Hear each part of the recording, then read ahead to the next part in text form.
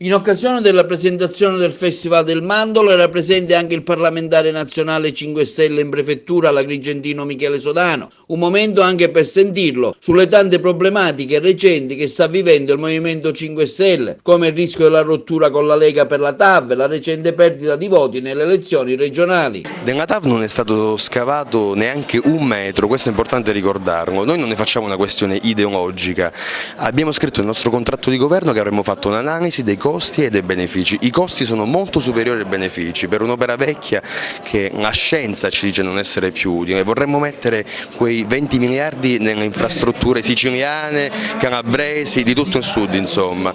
Credo quindi si riuscirà a trovare una quadra se quello che si vuole fare è il bene degli italiani e noi vogliamo fare solo il bene degli italiani. È partito da qualche giorno il reddito di cittadinanza, un traguardo che era nel vostro programma elettorale. Un grande traguardo per i cittadini, perché se noi mettiamo certezza finanziaria, noi diamo capacità di spesa a quei milioni di poveri che c'erano in Italia, non solo risolviamo un problema sociale, cioè togliamo veramente da una situazione di difficoltà gli italiani, ma anche facciamo ricrescere l'economia, perché tutti i soldi che verranno ricevuti andranno rispesi, senza poi dire una cosa fondamentale, che le imprese potranno assumere con degli sgravi contributivi importantissimi, quindi è qualcosa di fondamentale, una rivoluzione incredibile. Io spero che gli italiani se ne rendano conto, ma gli effetti saranno appunto capiti non appena entrerà pienamente in funzione. Ultima domanda, questo calo vistoso dei voti, dei votanti che avete avuto in Sardegna, in Abruzzo e in altre regioni, come se lo spiega?